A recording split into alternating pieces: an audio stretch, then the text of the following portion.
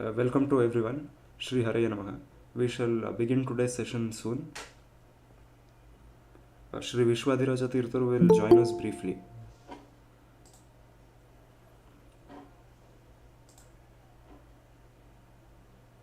Shri Guru Bhyo Namaha, Shri Paramaguru Bhyo Namaha, Shri Adi Guru Bhyo Namaha, Shri Mula Guru Bhyo Namaha, Shri Madhananda Tirtha Bhagavat Patacharya Bhyo Namaha, Shri Vedavyasaya Namaha, Shri Bharate Namaha, Shri Saraswate Namaha, Shri Vayave Namaha, Shri Brahmana Namaha, Shri Mahalakshmi Namaha, Shri Narayanaya Namaha, Shri Haraye Namaha, Mokshaprada Shri Vasudevaya Namaha. कृष्णाय वासुदेवाय हरिये परमात्मने प्रणतक्लेशनाशाय गोविन्दाय नमो नमः. हरे राम राम राम हरे हरे हरे कृष्ण कृष्ण कृष्ण हरे हरे. नारायणं नमस्कृत्य नरं चैव नरोत्तमं देवीं सरस्वतीं व्यासं ततो जयमुदीरयेत्. नारायणं सुरगुरुं जगदेकनाथं भक्तप्रियं सकललोकनमस्कृतं च त्रैगुण्यवर्जितम् अजमिमाद्यमीशं वन्दे भवग्नममरासुरसिद्धवन्द्यम्. अविकाराय शुद्धाय नित्याय परमात्मने सदैकरूपरूपाय विष्णवे सर्वजिष्णवे नमो हिरण्यगर्भाय हरये शंकराय च वासुदेवाय ताराय सर्गस्थित्यन्तकारिणे एकानेकस्वरूपाय स्थूलसूक्ष्मात्मने नमः. अव्यक्तव्यक्तरूपाय विष्णवे मुक्तिहेतवे सर्गस्थितिविनाशानां जगतोऽस्य जगन्मयः मूलभूतो नमस्तस्मै विष्णवे परमात्मने.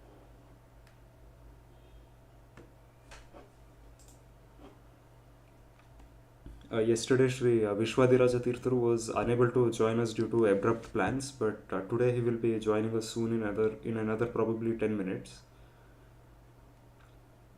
If anyone has any questions or anything they want to ask, they can ask now.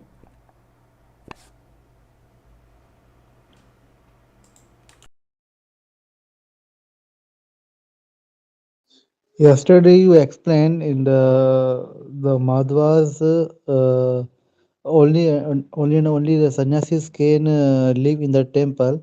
So sannyasi means only Madhva sannyasi or any other sannyasi? Only Madhvas, obviously.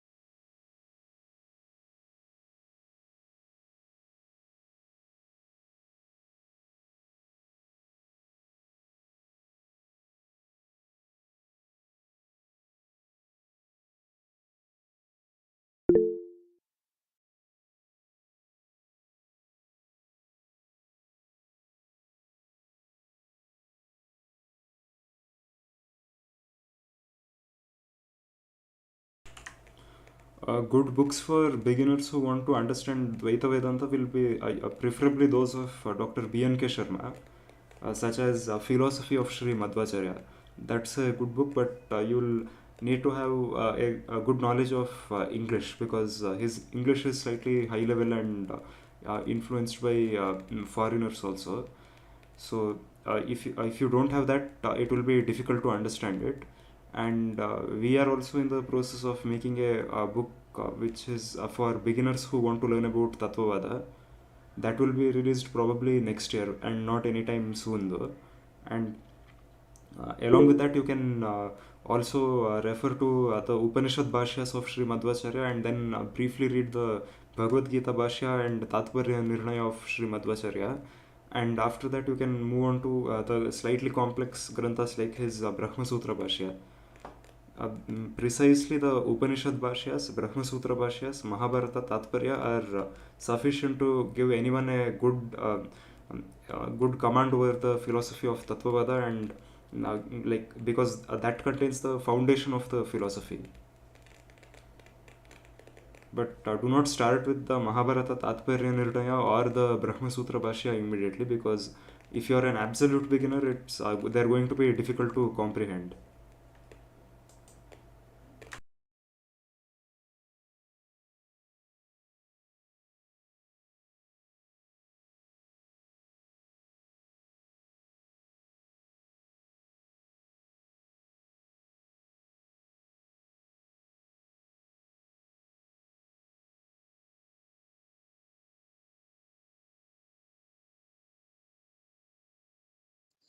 Pratha, I just want to ask. I was searching actually regarding preaching in other Vaishnavas like like Sri Sampradaya, Nimbarka, so many other. They are not preaching or maybe less preaching. So why it is happening like this? Because they have every Vaishnava has own Siddhanta, like Vishishta Dvaita, Dvaita. So why are preaching is so less? Mainly, it's because of lack of interested people who are doing that. Either there are less people who want to learn, or there are no people who are scholars or experts and want to preach that knowledge. And among Madhvas, there are few who are doing that nowadays, but especially in the recent times, there have been many. But the issue is, like, for example, if you see the case of Sri Bananjay Govindacharya, most of his works and his all his lectures are in Kannada. So only those who know Kannada can understand that. So that is also another issue for preaching of Madhva Siddhanta in general. And there are very few resources available in English or Hindi. And also an announcement for everyone, that is, yesterday we were told by Sri Vishwadiraja Tirtharu that in Uttar Pradesh there is one branch of Palimaru Mata where the Peethadipati had actually written multiple translations of the Sarvamula Granthas in Hindi.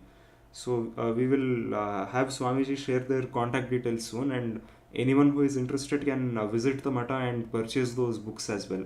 The Brahma Sutra Bhashya of Madhvacharya, the Bhagavad Gita Bhashya and Tatparya Nirnaya, and few Upanishad Bhashyas, and the entire Bhagavata Tatparya Nirnaya are also available in Hindi. All of them were translated by him single handedly. So, Bhrata, I just shared one thing. As a Vaishnava Bhrata, whatever you said, uh, just because I am also preaching in ISKCON, so I just want to share my experience. Actually, nowadays, people are not interested in philosophy, and even they have no intelligence also in Samskrita, Advaitvadi, whatever, Mayavadi, they have no interested. They are not interested. So better to, just like ISKCON is not preaching generally philosophy. If you can see, they are preaching in the story way or engage in devotional service. yes, that is crucial actually in the beginning for those who are not having much exposure to spirituality in general. That is actually very much necessary. So, without that, it's not possible for anyone to come to the path of spirituality. But that's the issue nowadays, because many are not seriously doing it. So, ISKCON is one organization which has seriously done that, and that's why it gained a lot of popularity. But as far as other sampradayas are concerned, they aren't very much doing it to their maximum capacity.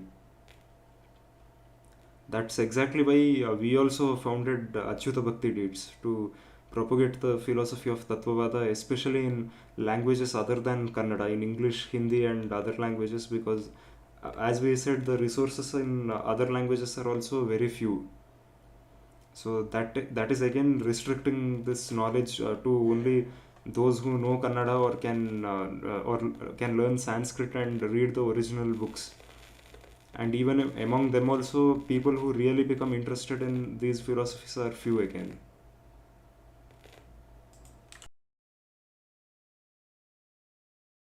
So we have some plans for preaching in future because actually what is happening right now, according to my experience, people are not interested in philosophical, just like in Dvaita, whatever Chintya Veda, whatever philosophy, but people are not interested. People interested in his own work, and people can do devotional service. That is my experience. Just like if you see in ISKCON, there are book distribute and so many activities are there. Philosophy secondary, devotional service first. So if have we something planned in future for preaching? Yes, if we for that we need the proper resources and the people also to do that. We do have similar plans, but that will be done in the remote future, not anytime soon.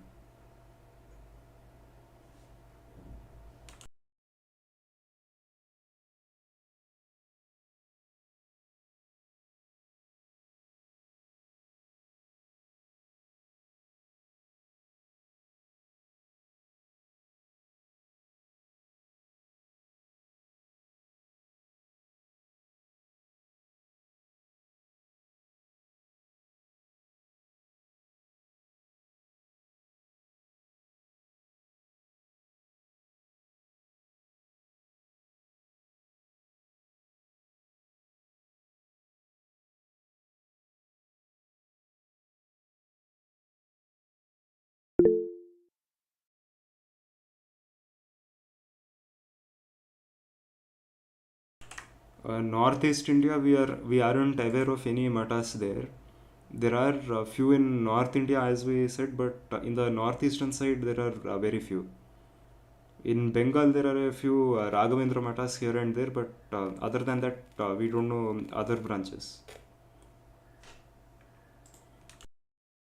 I request Bharata, please increase your preaching in the state of sorry, Rajasthan state, because in Rajasthan state people are very pious person.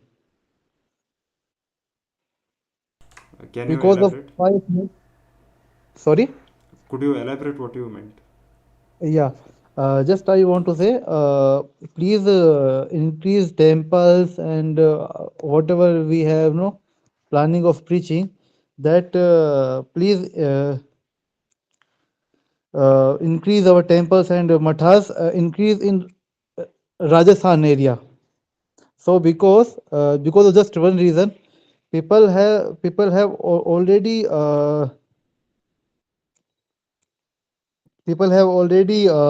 faith. They just need only devotional service and Siddhanta also. But they have very we can say faith is very strong. They have, that's why.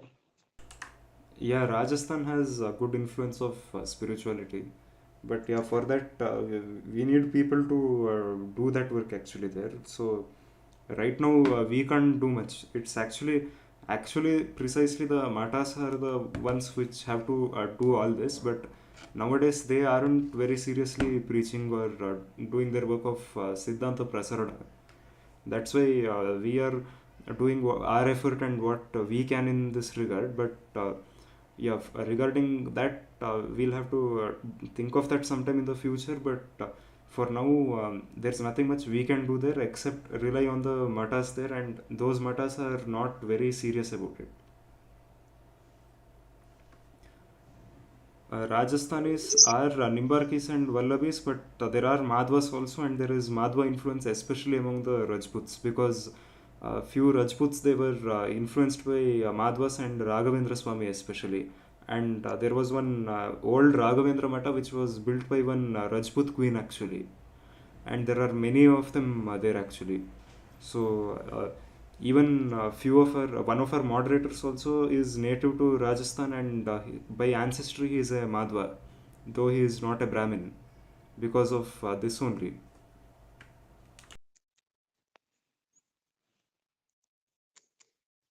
Thank you.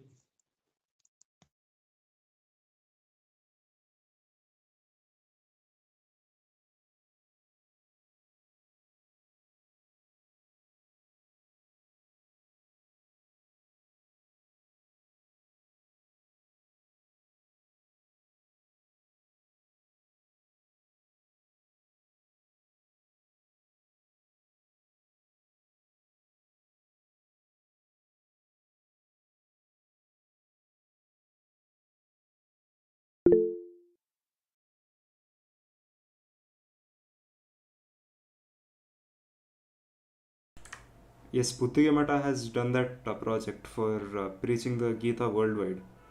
It's called the Koti Gita Lekhana Yajna, and their aim is to make at least 1 crore people write the Bhagavad Gita, and you can get it sealed at at the Mata of Udupi itself during the Paryaya of Puttige Mata from 2024 to 2026. So for those who are unaware, Puttige Mata is conducting this project where you can write the shlokas of the Bhagavad Gita and get the seal of the a temple of Udupi Krishna Mata, and you can get it. The book will be kept near the Vigraha of Udupi Krishna as well.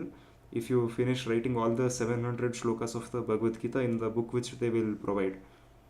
I don't know if registrations are still open, but if they are, you can apply on the website of Puttige Mata. So those who are interested can do it. This will be valid till 2026 when the Paryaya of Puttige Mata will end. So before that, it must be done. Actually, I joined one sannyasi. I don't know his name. He came there at ISKCON Bangalore. So he was preaching that, and actually, they have also one what say one program in to build temple in for foreign also to preach this Tattvavaada. So yeah, that time actually I took some books and I think Gita also. That time they all one sannyasi came in ISKCON Bangalore. That was actually that is nice program, very nice. Thank you. Yeah, it is being done by Pejavara Mata, I think.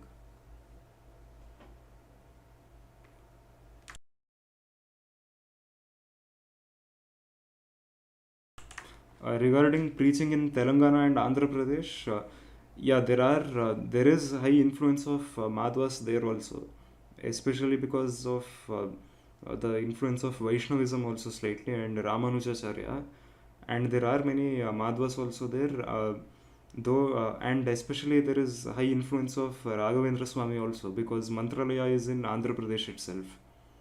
So but there is no compared to other philosophies, Tattvavaada isn't that popular compared to Sri Vaishnavism or Smarta philosophy.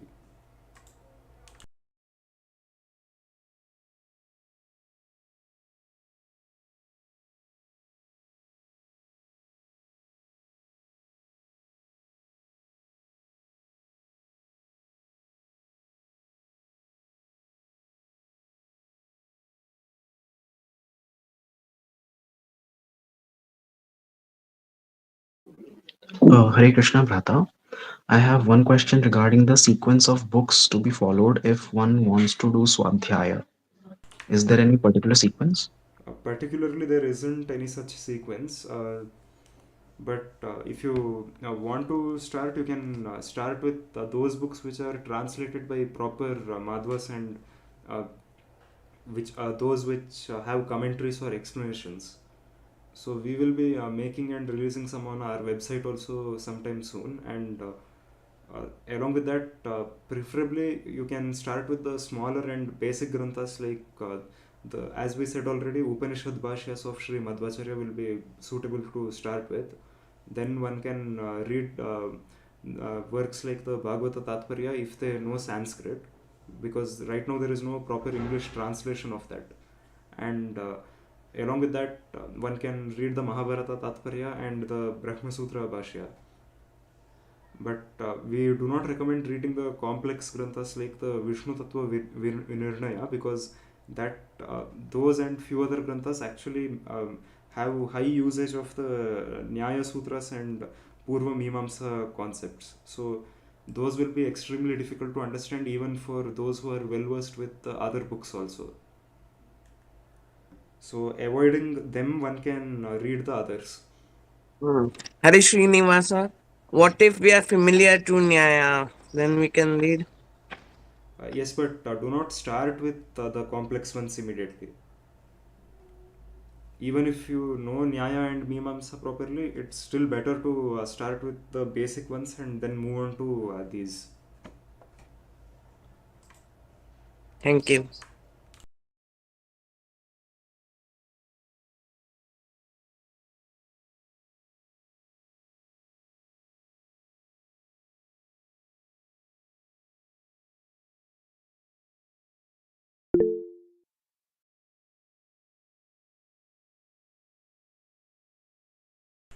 There isn't any English YouTube channel as such except ours as of now, and there's one by Shriman Sundar Madhvacharya, known as Ataha by Madhvacharya for youth. And there is one more scholar, Srimati Harini Pagadal. She also preaches in English. But other than them, there aren't many people who preach in English.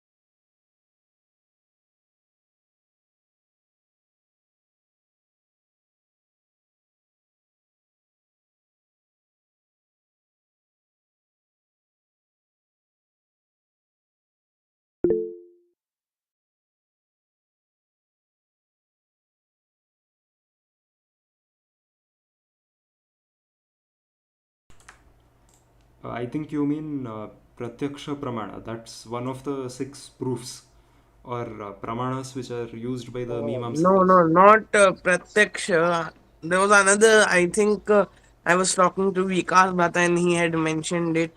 Sakshi, some Praman, something. We have It's not heard of that. okay. The So I context will of ask. that statement would be better if you have the source where that was said or whatever. You can share that. Hmm. I don't remember right now, but yes, I will ask later. Sure.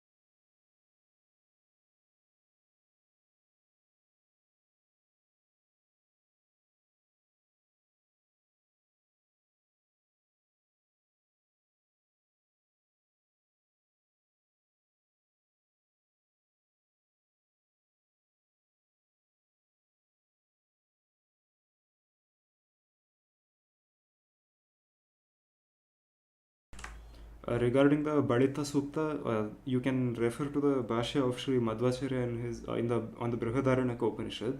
There he has explained it elaborately and how it refers to Pranadeva. Thank you.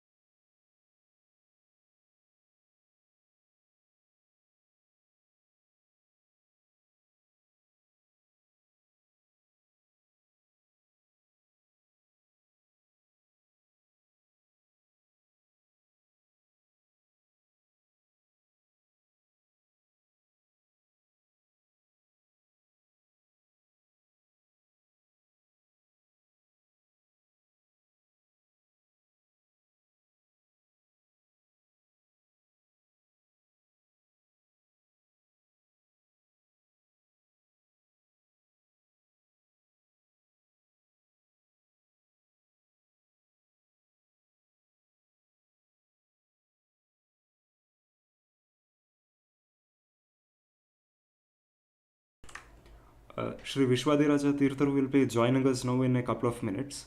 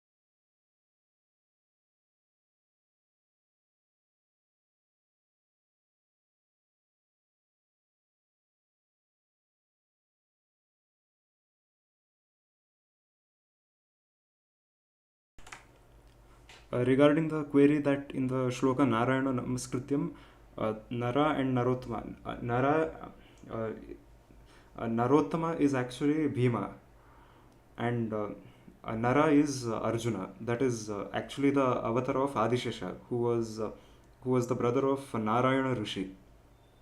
Nara is Arjuna, and that is Shesha, and Narottama is Bhima, because he is the avatar of Pranadeva, who is Jivottama.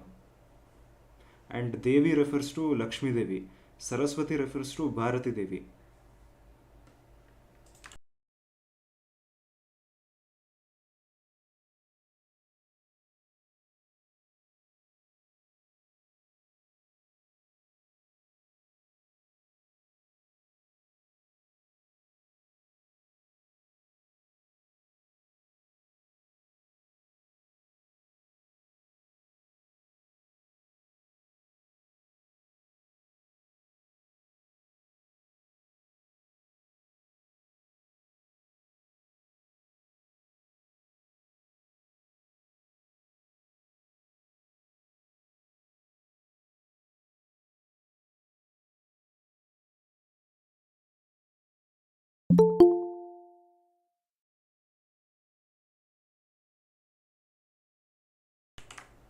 Hare Rama Guruji.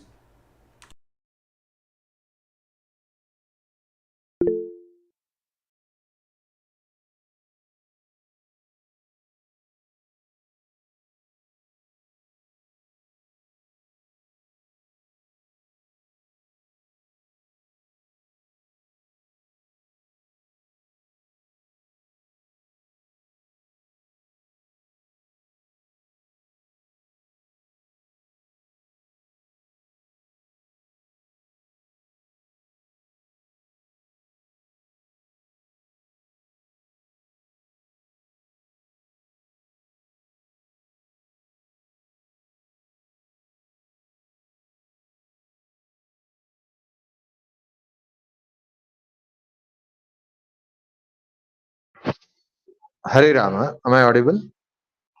Yes, Guruji. Okay.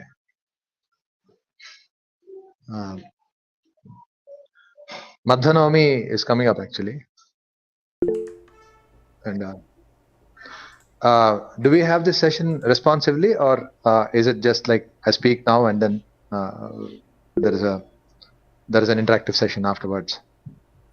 It's like that. You can speak now and explain the session, and after that you can clarify the doubts which they ask. Okay. यो विप्रलम्भ विपरीतमति प्रभूतान् वादान् निरस्य कृतवान् भुवि तत्त्ववादम् सर्वेश्वरो हरिरिति प्रतिपादयन्तम् आनन्दतीर्थमुनिवर्यमहं नमामि. यो विप्रलम्भ विपरीतमति प्रभूतान् वादान् निरस्य कृतवान् भुवि तत्त्ववादम् सर्वेश्वरो हरिरिति प्रतिपादयन्तम् आनन्दतीर्थमुनिवर्यमहं नमामि. अभ्रमं भङ्गरहितमजडं विमलं सदा आनन्दतीर्थमतुलं भजे तापत्रयापहम्. Today, let me just introduce you to the significance of the work of Madhva, whom we call as Sri Madhvacharya.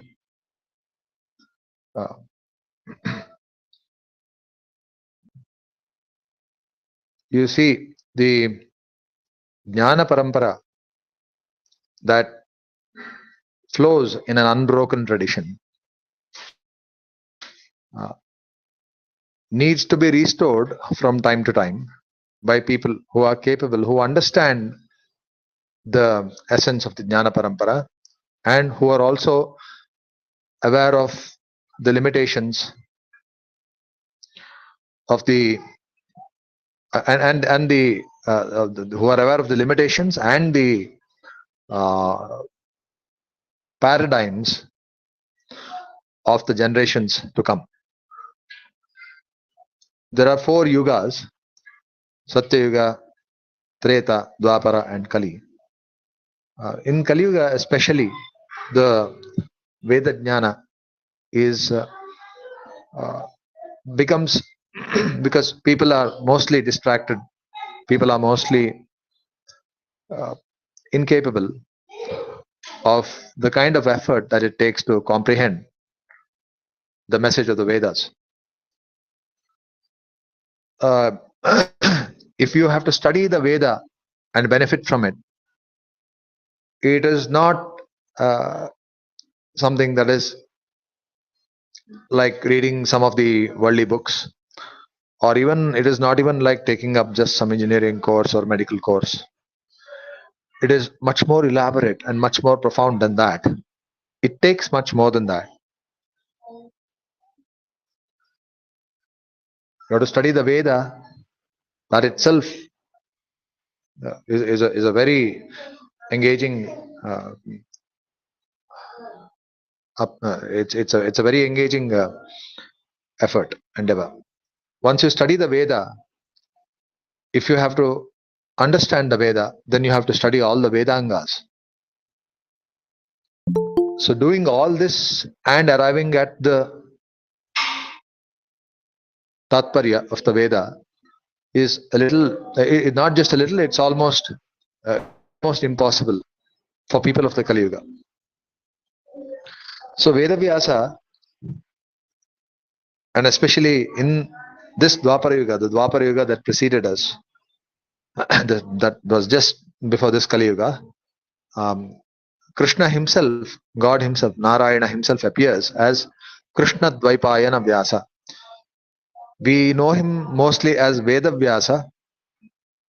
Vedavyasa is quite a prominent. Mostly he doesn't need an introduction. But is there anyone here that needs an introduction to Vedavyasa?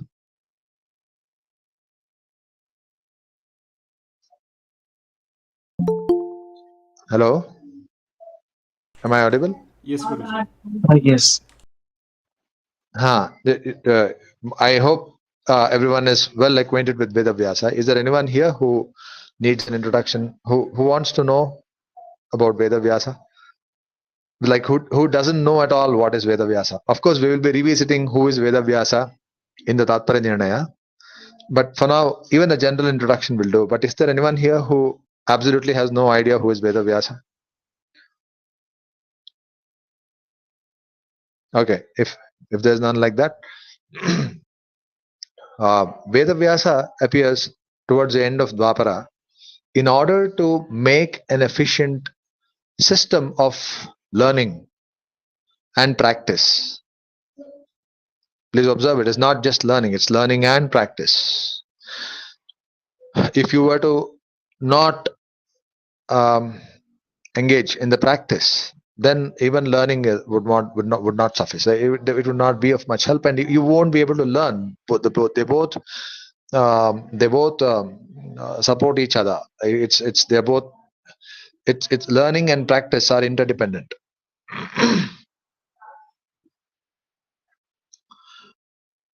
Vedavyasa made a very elaborate system with Brahma Sutras to determine the meaning of the Vedas, with Itihasa and Puranas to understand the expanse of its applicability and also to see in real time, in a dynamic way, how it is actually practiced in real life. Also, Ashtadasha Puranas, wherein the Vedartha is made threadbare in the words of the Vedas, just supplying a few words here and there. Vedavyasa, actually, in fact, a person who knows the Veda very well, when he studies the Puranas, then in the Purana, they would be even able to pinpoint which mantra in the Veda is being um,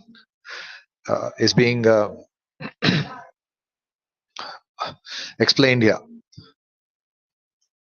So this system remained uh, mostly out of reach of people for many years after Vedavyasa left. In the sense, of course, Vedavyasa had a direct reach to many people of the time of the Mahabharata. Pandavas had directly studied under Vedavyasa in their childhood. Um, so Vedavyasa was the guru of most prominent kings who ruled this Bharata at that time. But after all that, Vedavyasa mostly went in recluse into Mulabhadri. So he then remained out of touch for the people in general. He remained still in Mulabhadri, in Mulabhadri, in the Himalayas.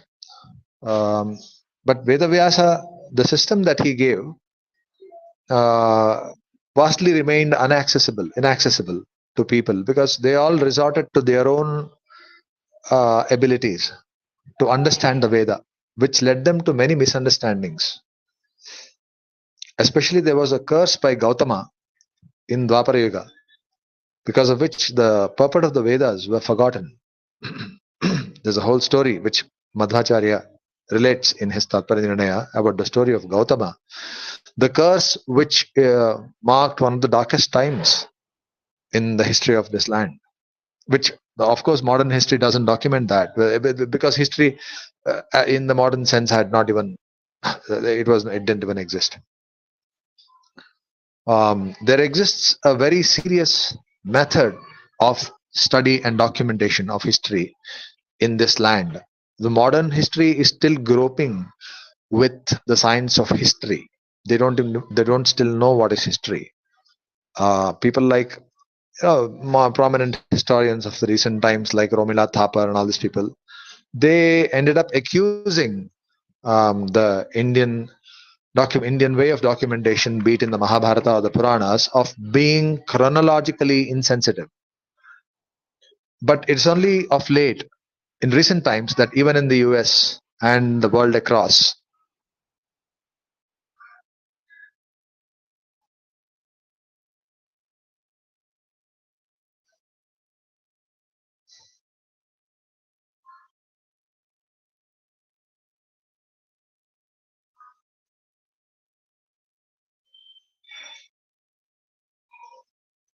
am I audible? Yes, Guruji. the world across is now awakening to the fact that the most mature way of documenting history is not by paying attention to chronology, but rather documenting history in a fact that it helps us to explore and get in touch with the values that were the basis of all the conduct of that time. So that concern is now being seen in the Mahabharata, in the Ramayana, so much so that many professors from universities in the United States also are saying that after now awakening to the fact of how history has to be documented, we are not interested in reading anything other than the Mahabharata. But largely, the arrangement that Vedavyasa has made, it remains not accessed by the people of Kali Yuga. It is not that there were no teachers who were concerned with the people who interacted with the people. There have been very prominent names that most of you might be well aware, like Shankaracharya, Ramanujacharya, all these great legendary um, uh, guides of people. They all engaged in trying to explain the meaning of the Vedas through the Brahma Sutra of Vedavyasa. But they were all very, very talented and the great geniuses, the highest order. Let there be no doubt about that. But the shortcoming is that they never made use properly of the system that Vedavyasa has put in place in order to communicate the real meaning of the Vedas to the people of Kali Yuga. They all resorted to their own talent and their own abilities, and they um, did what they thought was possible.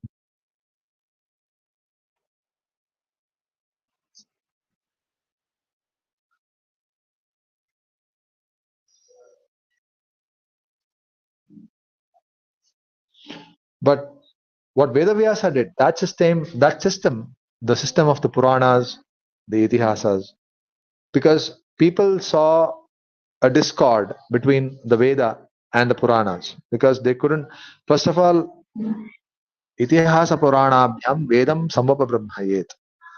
So if you really have understood the Vedas, you will be able to see that that is what is being communicated in the Puranas and the Itihasas.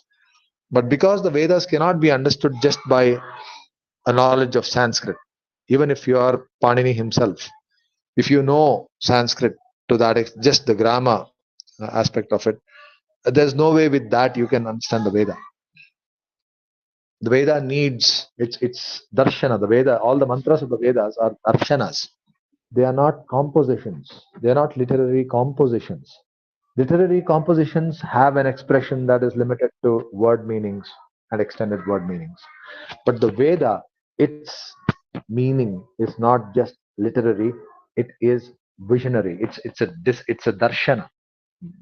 So most people in the Kali Yuga are so distracted that they are not even capable of darshana. They are not capable of darshana. Um, so the work that these great teachers did remains um, deficient because of not making use of the system that Vedavyasa himself put to place. Vedavyasa now is an incarnation of God himself. Krishna, his name is also Krishna. His actual, we call him Vedavyasa. Vedavyasa is a role that is played from time to time in restoration of the Shastras, whereas his name actually is Krishna Dvaipayana. Vyasa is his function. Um, Krishna, who is more popularly known, who is known to have herded cows, who played a major role, who actually is the actual Bharata Bhagya Vidhata, if that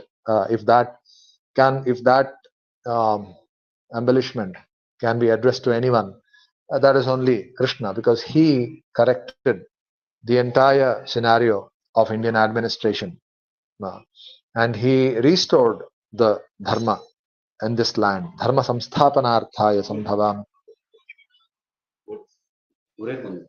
Oh, just a minute.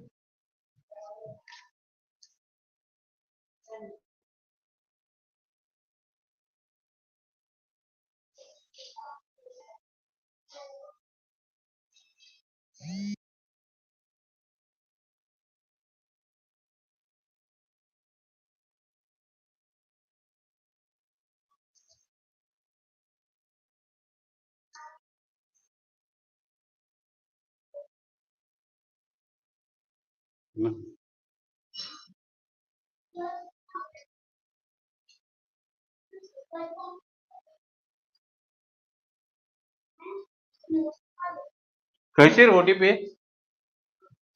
सबका सिर्फ 2627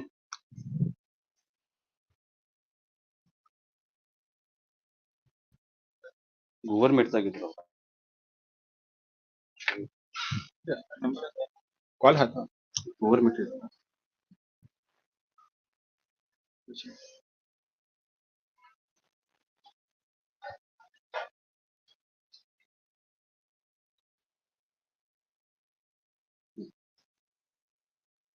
Seven eight seven zero six.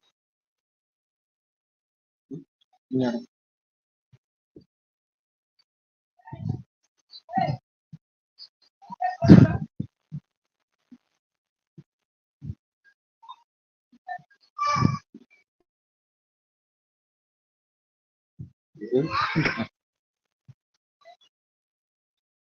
Six.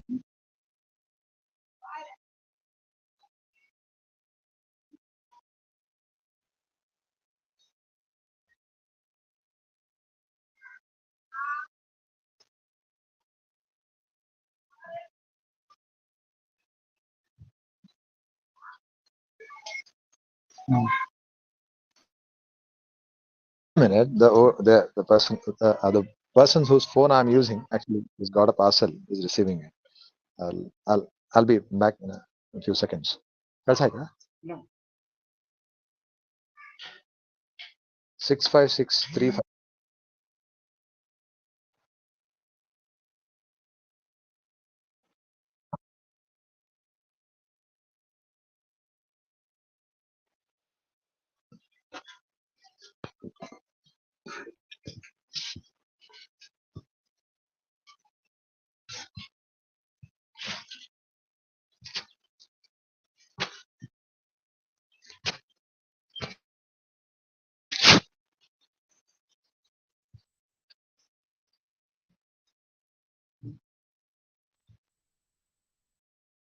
Yeah. Mobile. Uh, the whole the system of communicating of understanding the Vedas, which was established by Vedavyasa, was never utilized. So Madhva becomes, when you understand the significance of Madhva, this is the prelude that you need for that, because for the first time he showed to the world that the Veda, the Puranas, the Itihasas are all part of the same canon, because there were so many misunderstandings that were prevalent in the society at that time. People thought that okay, Veda is something real, whereas the Puranas and Itihasas, they are just meant for people who are not intelligent. But Madhva was the first. He came and told that actually Mahabharata has at least 10 meanings. The Veda has 3 kinds of meanings. Trayortha sarva Vedeshu, Dashartha sarva Bharate. So he made it known to the people that the Puranas that you are looking at are not, you have not done justice to them by ignoring them. People engaged in the Puranas, and it had eventually just become a kind of narrative, kind of a storytelling, which was more towards the side of entertainment. Of course, they also thought that we are going to get some punya out of this. But never did people have a clue that this body of Shastra is as significant as the Veda. Madhvacharya for the first time showed, especially through his Mahabharata Tatparya Nirnaya, that the Tatparya of the Veda is what is being conveyed through the through the Puranas, the Itihasas. And the system that Vedavyasa had put into place was actually demonstrated with regards to understanding the Veda and applying it and benefiting from it for the first time by Madhva. So this actually shows us why Madhva is significant. Now, the work of Madhva and how he understood and how he helped, how he taught the tenets, how he taught the concepts of srishti, of karma, sadhana, mukti. We will eventually visit them through the works of Madhva himself in the days to come. But for now, in this session, I wanted to communicate this.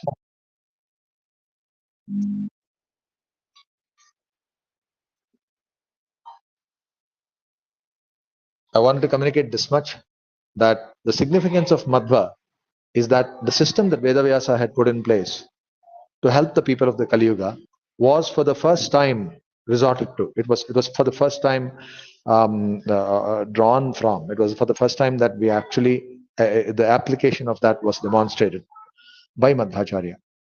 So whatever he has, if you see his works, you will seldom see his own words. Of course, there are his words just to connect, but most of his commentaries are full of words of Vedavyasa.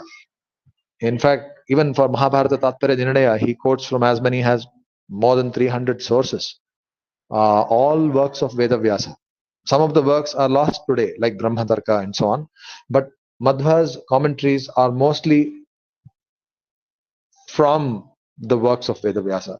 If he has to explain a mantra of Ishopanishad, he will find where in the Puranas has this mantra been explained. That is the genius of Madhva. This was the intention of Vedavyasa, that we utilize the Puranas in that way. But they were never utilized in that way, unfortunately, for over 4,000 years after Vedavyasa. But Madhva came and showed how to use that. In fact, even to the Veda, to Rig Veda, also Madhva has written a commentary on Rig Veda, but he didn't go to write for the entire Veda. He just wrote for the first 40 suktas and showed us the way how to interpret using Veda Vyasa's works with the system that Veda Vyasa has put in place.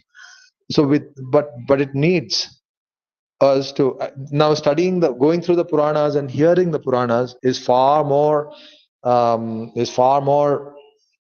possible than getting into the Vedangas and the Vedantas and the Vyakaranas and having an overall study of all of them. Beat Ishopanishad or beat the Bhagavad Gita, Madhvacharya explains Vedavyasa's Bhagavad Gita in Vedavyasa's own words from elsewhere, and he shows the ekasutrata, the consistency, the integrity of the entire canon of the Veda, of Vedic knowledge. This is this aspect of the significance of Madhva I consider as the most important. Of course, his charm and his greatness as a person on one side all served this one purpose. I will conclude here. If there are any questions, please feel free to put forward. Namaskara, Swami. Hare Rama. Is Vamshi there? Yes, Swami. Yes, Vamshi. Please, Swami, tell me. what are the three kinds of meanings in the Vedas? Check. Hello. Yes, Vamshi. What are the three kinds? What are the three kinds of meanings in the Vedas, Swami? No, the three kinds of meanings. The three dimensions. You can say three dimensions of meanings to the Vedas. There are the one is you can understand it in connection with the world, another in connection with the Daiva, another in connection with God Himself. Adhyatmika, Daiva means in the Adidaivika, sense of Adibhautika, particular like devata. this. That is one way of seeing three kinds of meanings of the Vedas. At least three kinds. Three kinds means there are hundreds of meanings, thousands of possibilities, but in three dimensions. That's what I mean. Adhyatmika, Adibhautika, Advaita. That which concerns the devas, that which concerns the world, and that which concerns Adhyatma, the Atma and God Himself. Uh, every every mantra may not concerns the world. For example, if it says that Vishnu is supreme, Narayana is Parabrahma, it doesn't That concern the also world. It concerns the only world also, concerns because Narayana. Vishnu is supreme. Vishnu is supreme is seen even in the fact how a coconut dropped from the coconut tree. That's why I said Veda is a darshana. It is not a literary meaning. You cannot just get to the essence of the Vedas just with literary training. It is a darshana, and you will get to the darshana only after sufficient practice. So even when you see any event happening, actually Madhvacharya goes to the extent of saying that even the sound that you hear from the ocean is actually speaking about the qualities of God. So what is worldly and what is of God, whatever is connected to the world, all these are interconnected. Three kinds of meanings. Those three kinds of meanings are not disconnected. They are all very deeply interconnected. I mean, for Did example, you? if for mantras such as Narayana Parabrahma Tattvam in the Vedas, they are just speaking about Narayana, but it is not concerned about any devata, any other devata. No? It is concerned Only about one that kind fact of. you can apply to every devata, and that fact you can apply to the world also. That Narayana is Paradevata, it is not only to be applied somewhere else, it is applicable here also.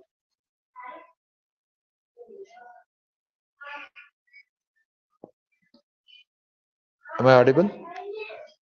Yeah, Swami. Yes, Guruji. It is not applied, it is Please, not to be applicable only in some other world. That is a fact, that is a worldly fact, that is a Daivika fact, and that is also an Adhyatmika fact, Narayana Parabrahma. So it definitely has all three ayamas, all three dimensions of meaning.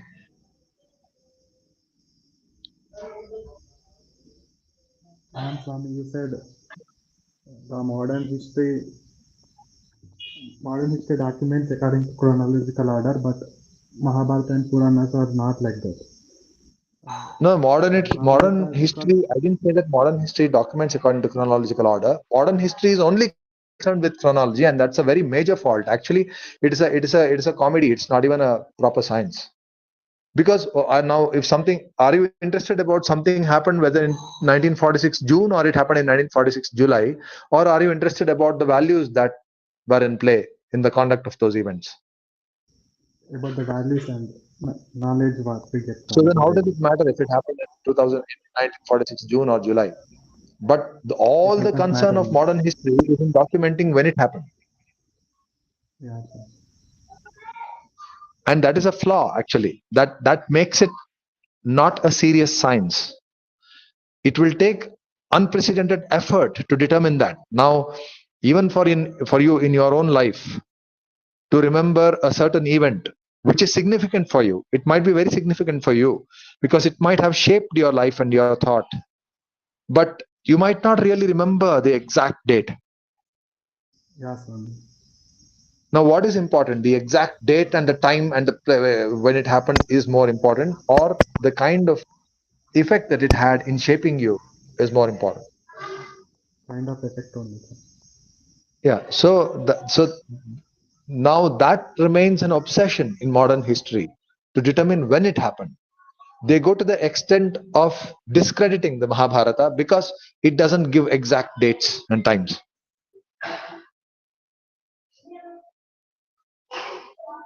So this is their obsession, and this is their pre-bias. They're biased to evaluate anything by the parameters of chronological accuracy, And for example, which we do not consider as significant at all. for example, Even Purana, in one Purana, Venkatachala Mahatyam is, they said it is from particular Manvantara. And another Purana says Venkatachala Mahatyam from another Manvantara, another Kalpa. Why we need to have Both those might be many true. It might have Venkatachala happened in Mahatyams? another One is enough. Manvantara also because it's a Kala Chakra and things repeat here. Explaining about one Manvantara is enough now. Why half about one Kalpa and half knowledge about Venkatachala Mahatyam in another Kalpa? Why like that? Nothing is half. Somebody will be relating from this Manvantara. It depends on who is narrating it. For example, in Skanda Purana, Anjana Devi does No, do you tapasya even for understand the. did you understand what I said? Yeah, sir. If you acknowledge that you understood, it will be easier for me because otherwise I will not understand whether you have understood or not. Understood, Swami. How? It depends on who is narrating. If Markandeya is narrating, he would have seen maybe in some other Manvantara. He will narrate what he has seen. Why will he narrate what happened in some Kali Yuga, which he has not seen? He might not have seen that. He might not have. He will narrate what he has seen. Did you get that? Yeah, Swami. Yeah, Swami. So Puranas are narrations. It is not like you sitting there and writing one record. It is not like that. Puranas are full of who narrates it. It is even when in Varaha Purana you will find Durvasa narrating something. Always there is no documentation here without a conscious entity narrating it. Even in the narration, it is not that somebody will listen and say that this is what happened. It is nobody. It is that is not the that that kind of a context itself is absent in the Vedas in the Puranas.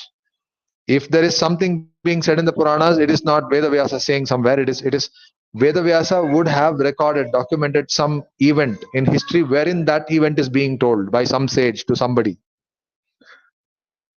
So when somebody is saying, he would of course describe what he has seen in his own life, in his experience. So, and even if it is the same person describing, he might one time describe the way he has seen it in one time, and another time he might choose to describe it in a way that he has seen it in another time. Can we grant that? Yeah, Swami. Just like in the Mahabharata, what happened when Parikshit was cursed is narrated in a different way. That he went and he constructed a whole wall. But here in Bhagavata, you don't hear of anything like that.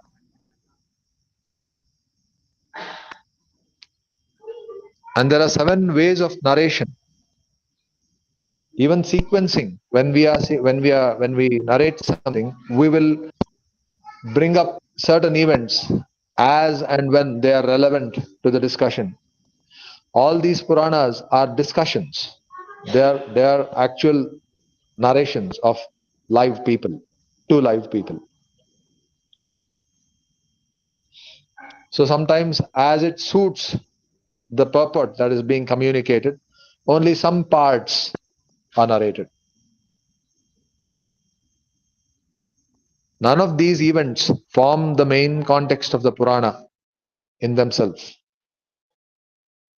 There would always be another context. There would always be another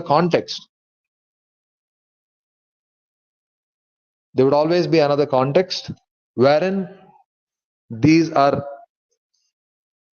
incidental in a way that they are relevant to that context. Does that make sense? Yes, Swami. Yeah. Any other question? Swami, Bhagavan has ornaments and clothes. Na? Are those jada with the Sannidhana of Devatas? Are those cloths are also Bhagavan himself? Cloths and ornaments. That's not something that I spoke today. I'm asking if you have questions regarding what I've spoken today, what you heard today, the lesson that you had today. So we are trying to get that lesson across as best as possible. So if there is anything that you don't understand in what we spoke today, Guruji Pranam. Uh, Hare just question is just as you say in what contest or whatever. So how just like sometime Advaitvadi and nowadays so much like Rampal or whatever. So uh, they are proving just like example in the Shiv Purana, Shiva is what's a supreme personality. In a Devi Bhagavad, in Mother Durga is a supreme personality. In Bhagavad, also Krishna or supreme personality quoted. Okay, we have also reference like in Bhagavad also Vedanta Saram or what we have. But then how we can prove and how we can explain this all whatever you say. in Devi Purana or in Linga Purana, if you actually read the Purana, you will find a lot of statements which speak about the Parabrahmatva of Vishnu, of that Vishnu is the supreme. There, even in the Linga Purana, you will find, in every Purana, you will find. But the Puranas, they employ a way of narrate. There are three ways of narration. One is Samadhi Bhasha, one is Guhya Bhasha, another is Darshana Bhasha. Uh, the Puranas are not just documents of facts. The Puranas are also, they're not documents of facts what happened, rather they are documentation of the ways in which conscious people tend to think. Some parts of the Puranas are narrations of the truth. ಪಾಠ ಆಗ್ತಾ ಇದೆ ಐದು ಜನ ಮಾಡಿ ಮಾಡ್ತೀನಿ.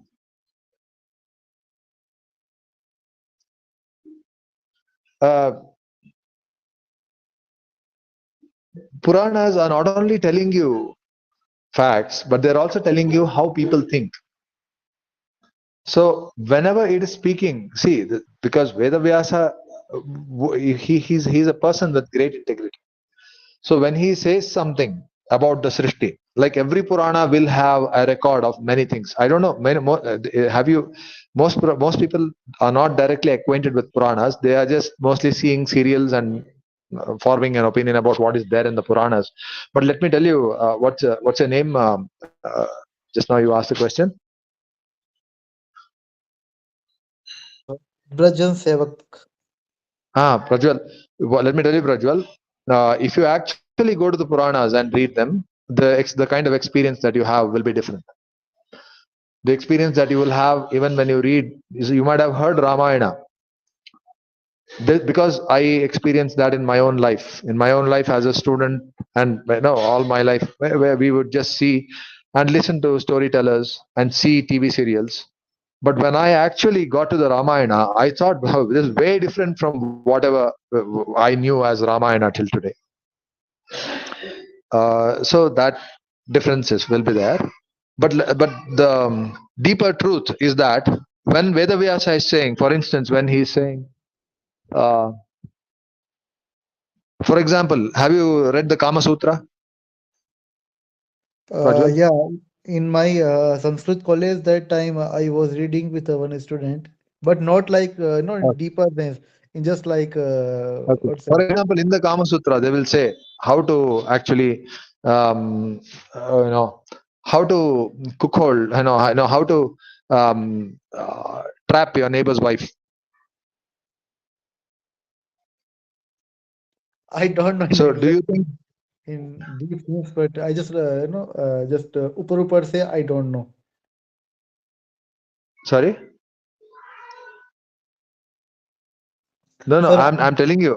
I'm telling you that Vatsyayana, for instance, he will describe how you need if you to have sex with some other person's wife, your neighbor's wife. What mentality? How to think when you are having sex with that woman? I have seen it. It is there. So, do you think Vatsyayana is actually prescribing that you go and have sex with your neighbor's wife? No. Then what? Why is he saying? Why is he telling how to have sex with your neighbor's wife? That actually I have to read Dharam Shastra, or then maybe I can say. No, you don't have to. You just have to try to understand what is the intent. Why is he saying that in a Intention I don't shastra? know. Really. Intention I don't know. I just was reading that because I was No, curious let what me is let that. me tell you. Let me tell you that he is telling that because he wants us to be aware of how people who do such things think in their mind.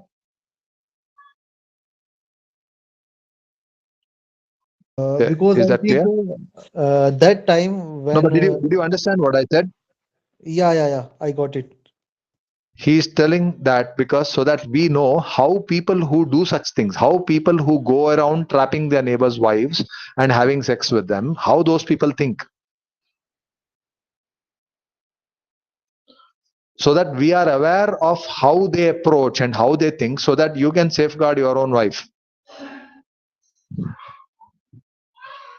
So when he is telling how to trap and have sex with a neighbor's wife, he is not really telling you that this is what you should do, but he is telling that this is how people do, this is how people think. Fair enough? Yeah. Similarly, when Vedavyasa is saying that, for example, in the Tamasa Puranas, the some ghost, some bhuta and all are also worshipped. So while the bhuta aradhana is going on, they will think that bhuta is only supreme. Because I am from Udupi. Have you heard of this place, Udupi, in Yeah, Karnataka, actually, I Mangalore, want to Udupi, the come with coastal region. You have seen the Kantara movie, no? Recently, Kantara.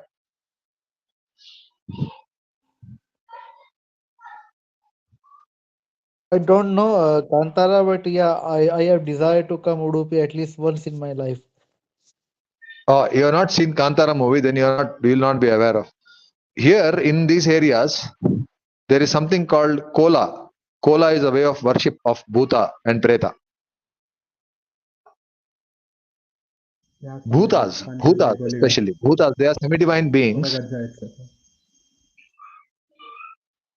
Hello? Yeah, Yeah, actually, from I like got it. Panjurli Guriga. Kaul are actually Shakta Sampradaya. They are worshipping No, Kali not Devi. Shakta. This is not Shakta. This is Shakta is worship of Devi, Durga, Prakriti. This is not that. This is Kola. It is called Kola. Kola means it is some kind of a spirit dance. If you have seen Kantara movie, you will understand. That is why I have asked if you saw Kantara. There is something called spirit dance in which these bhutas are invited and worshipped. While inviting them, some of the bhutas they say, "You have drank the blood of Narayana." That's how they call that spirit. You are understanding what I'm saying? Yeah. So now Vedavyasa may document that in some Purana that this Daiva drank the blood of Narayana. So that means that not really that Daiva has drank the blood of Narayana, but it is merely a summarization of what people think. There are people who think that particular Daiva or Bhuta has drank the blood of Narayana. Now when Vedavyasa reports that, he's saying that he's re-summarizing what the people are thinking. Now you cannot take that statement and say that, oh, Vedavyasa is saying that some Bhuta drank the blood of Narayana. Because it is merely a summarization of what people think. So it is called Darshana Bhasha. Darshana Bhasha is wherein you are summarizing the opinions of people. It is not your opinion. Do you understand that? Yes. That is why you see so many opinions in all of the Puranas. But then you will need the help of Brahma Sutra. But you cannot show the supremacy of Bhuta or even the supremacy of Devi or the supremacy of Shiva or Ganapati in the Vedanta Sutra or in the Vedas. But in the Puranas, you will find it because Vedavyasa, when he is narrating those in the Puranas, he is merely re-summarizing. He is merely summarizing the opinions of people that are existent in this world. Do you follow that? Can you repeat, sir? Which part? Just last line, second last one last. Yeah. What's the last thing you heard? Can you tell me? The what say that purpose to written Puranas, to write Puranas, just like I asked, no, in Linga Purana, I Yeah, mean, it is summarizing the opinions of people. Like you will say, no, that your friend thinks in a certain way. Now that may not be your opinion. वो उसका राय ऐसा है, आप ऐसे सोचते नहीं होंगे, फिर भी आप बोलेंगे ना कि लोग ऐसे सोचते हैं. that much I understood, sir. So that is how Vedavyasa is writing all these various matas in the Puranas. It is not his opinion. He is merely summarizing the opinions of people. And that is why it is called Darshana Bhasha. Then there are parts in which it is not Darshana, but it is Samadhi. Samadhi means actual report of facts. So there you will see that Vishnu Sarvottamattva is told. And then there is also Guhya Bhasha, wherein externally it appears to be something else, but actually it is something else when you actually investigate into the actual syntactic connection of the words and the word meanings and the etymologies. Sir, can we have example just like Gui in the Guya Bhasha? Many examples of that. Guhya Bhasha. Uchishtam is pure. Uchishtam is Shuddha. Guhya Bhasha will say.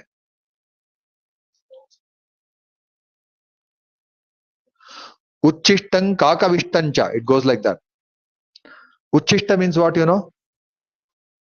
Yeah, remnants. Huh? Remnants. झूठा है, जो झूठा है उसको उच्चिष्ट बोलते हैं. Remnant. Now that is it pure or impure?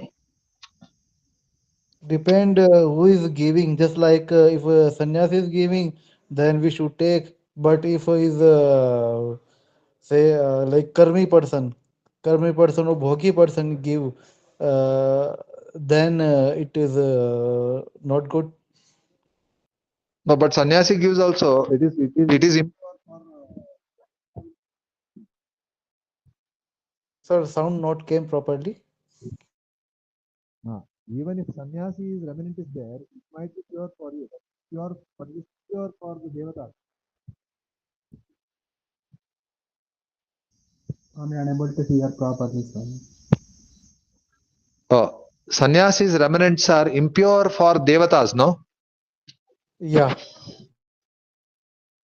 They are pure for you, but not pure for the devatas. He can't take his remnant and offer to devata.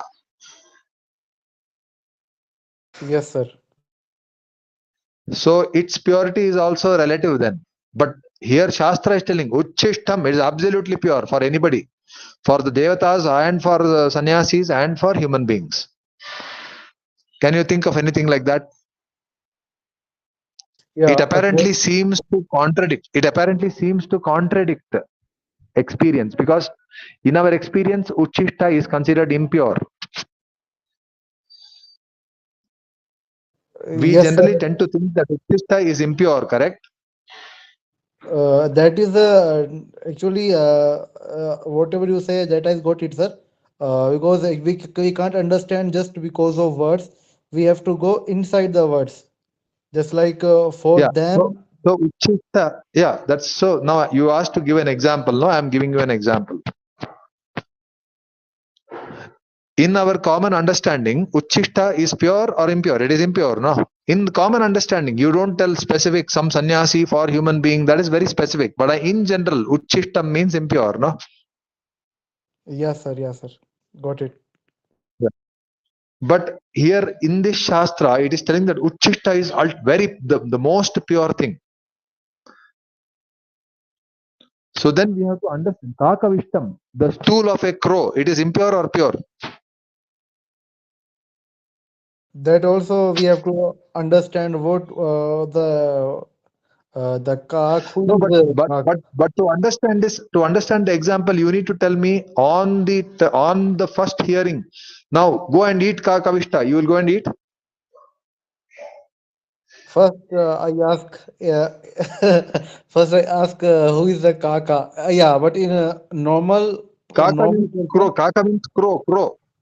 Yeah, Ka crow. yeah. I got it, sir. Ah. I So that believe. kaka, it will after once you feed, no, in this world, usually people after eating they pass stool. Yeah, but that we can't take. So now when you first hear kaka vishta, what immediately you will think that, oh, most pure thing, you will think like that, or you will think, oh, it is not pure. Not pure, sir. So first of all, overall meaning, we will think it is impure. But Shastra is telling Uchishtam, Kakavishtamcha, these are all very pure things. So in the context, when you get into in the Bhasha, then Uchishtam, it is referring to the remnant. After the calf drinks only, milk you can take. If the calf has not drank full, stomach full, and if you take that milk, if you do that Rudra, the Shiva Abhisheka with that milk, Shiva will curse you. First of all, the calf has to be full, its belly. Only after calf drinks, then that milk you can take for puja or for your drinking. So when it says Uchishta, it refers to Uchishta of the calf. Calf, you understand? Cow, calf, Vatsa. bachada. That vatsa, go vatsa, after it has drank the milk, then it's Uchishta. What it has drank and left, only that is pure. If the calf has not drank, and if you take that milk, given to God, if you give to God, God will curse you, because it is ashuddha, it is impure. Milk which calf has not drunk is highly impure. If you drink that Unable to milk, hear, Swami. not able to hear. Sir, sometimes Okay, sound is Swami. not coming properly. Is it better now? Yes, Swami. The milk which calf has not yet drunk is impure. You cannot drink it or offer it to a god. It is very impure. If you drink such a milk, you will become, you will get disease. You will become even mentally, you will become like, you will become foolish. Purandaradasa says that if you drink that milk, you will become murkha.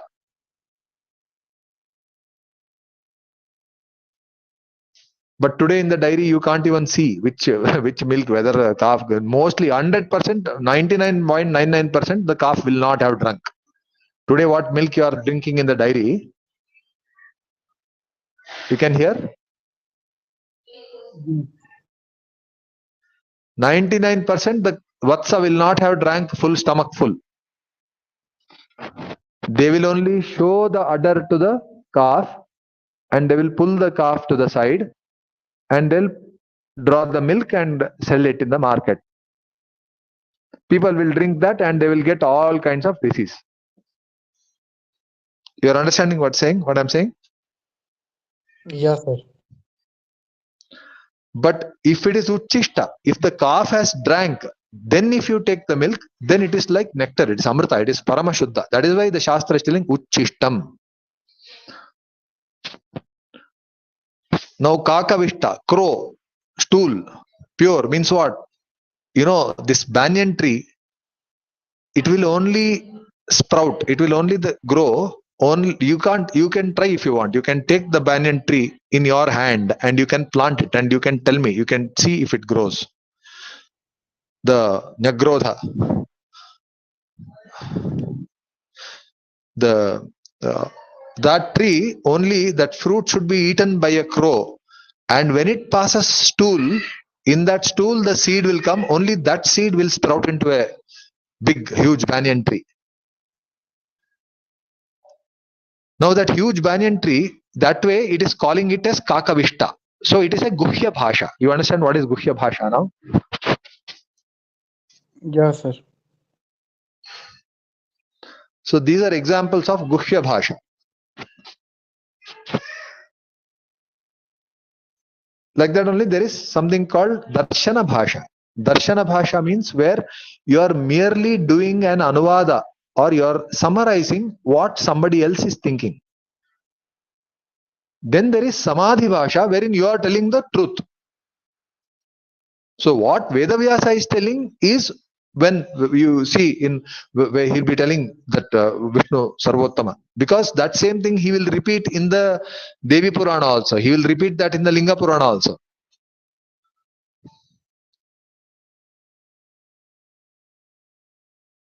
Supreme, that is only there in the Devi Purana. It is not there in the Bhagavata. So if you are speaking about, does that answer your question or no? Yes, yes. Okay. Okay. Prajna, should we take any other questions or shall we conclude here for today? I think we can conclude here. On YouTube also, we do not have any queries right now by anyone else. Is it? Okay. Do you think the question answer session was meaningful? Like, you think they Yes. understood? Definitely, Guruji. Okay. Fine then. It was nice talking to all of you. 1 minute, Swami. Huh? Swami, one last doubt. Is that okay, Prajna? Can we take another question? Sure, Guruji. Tell me, Vamshi. You said Swami Vedavyasa described how other people thinks in Tamasika Purana. In not only Tamasika Purana, in Rajasa Purana, Yeah, and I even mean, sometimes in the Bhagavata, Mahabharata also, it is not only in Tamasika Purana. Even in every place, Vedavyasa deploys these three bhashas, and only like one when he is using what you can only understand when you closely listen to him. Like when, like you know, somebody like myself, if you are talking to me also, when I am joking and when I am seriously talking, you will only understand if you are close to me, no? yeah, sir. Sometimes I can be joking, but you will not be able to make out by the tone of my voice. Yeah, sir. But if you are close to me, then you will know, you are joking, you can tell. Yeah. So like that is only example. But Vedavyasa, similarly, when he is using which bhasha, that you can understand when you have sufficiently, you need to get acquainted with Vedavyasa. You need some practice, not some practice, lot of practice, in fact. Then you can, because the whole canon of Vedic knowledge is a canon with great integrity. We people are mostly not accustomed with works of that level of integrity. So only when we have sufficient sadhana and can connect to Vedavyasa, we can easily grasp No, what he the is saying. sufficient sadhana also is necessary. At the same time, it is not enough if you go sit and do sadhana somewhere, but you need to get acquainted with Vedavyasa's writings. Like who's writing? Are you acquainted to any author's writing? Like like S.R. Ramaswamy or Kuvempu. I mean that these are all Kannada writers. Maybe in Telugu also there will be famous writers are there, no? So if you are acquainted, no, that is old. Now I am speaking of modern writers. Somebody will have got some Jnanapita Prashasti or they will have got some award. Some very famous literary figures. I don't know. I don't know names of people. Kannada, I can tell you, Shivaram Karant, Kuvempu, Dara Bendre. The many names are there. DVG. So these are all not ancient. They are recent. Then within last 50 years, 100 years. So now, if you are acquainted with their writings, then you can tell when this person is when he is speaking his own opinion and when he is merely summarizing. This bhashatraya vyavastha you will not only see in Veda Vyasa, actually you will also be doing that only. In fact, any profound author also he will be doing that. So by saying that there is bhashatraya vyavastha, I am merely making you aware of this concern. You cannot put it aside, and if you put that aside and read, then you will think that everything is Vedavyasa's opinion, then you will be confused. Like in the beginning of Shiva and Linga Puranas, rishis ask to reveal the truth and reveal about Shiva from Sutta Goswami, great rishis like that. But great rishis are also in Linga Purana says Shiva is supreme. So he's That's what. So even in rishis also, so that means these darshanas are not only amongst human beings, even great rishis and sadhakas also sometimes have a partial vision of the truth, or even sometimes a distorted vision of the truth. The real vision of the truth is very rare. Now, don't think that if you got this correct vision from Madhvacharya, you will become greater than those rishis. No, it is not like that. They are telling at their level of sadhana what they are seeing. They are telling. So it is not that we cannot say that we are greater than them, but we can definitely in some way we can say that we are more fortunate than them to have got the clarity of the truth from Srimad Acharya, from Madhvacharya.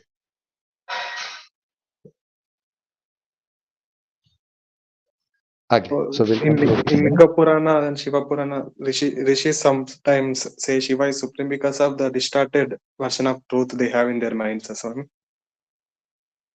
Distorted version means partial. Sometimes it is partial vision because Vina Sarvajnatam Ekam, even to understand one thing properly, you need to know everything. Madhvacharya says that. So, yes, they have a And to know partial any vision. material Or thing it might, also. no. It is a partial vision, or it will be a description. Sometimes even for Mohaka, sometimes the Shiva and Vishnu also act in a way that is sammohaka. So That they is might be okay. describing something that they saw that they sometimes even like say think your wife loves you. You know that she loves you. So sometimes she might come and say, "Hey, I don't want to see your face, man. I hate you so much. Go get lost." She might. Yeah, Swami. So now if you take the day, my wife, you can record that message also. I hate you, man. I don't want to see your face. Go. Now you can record that, and you can hold all life against her. That see, I have a record to say that you actually hate me. You don't really love me. You'll do that. Swami. No, Swami. Because you know from so many incidents, your mother might tell that to you. Don't show me my face. Don't show me your face, man. Go out. She Yeah, might Swami. say when you did something wrong. So now you can't just record that one statement and say that, oh, see, I have proof that my mother actually hates me.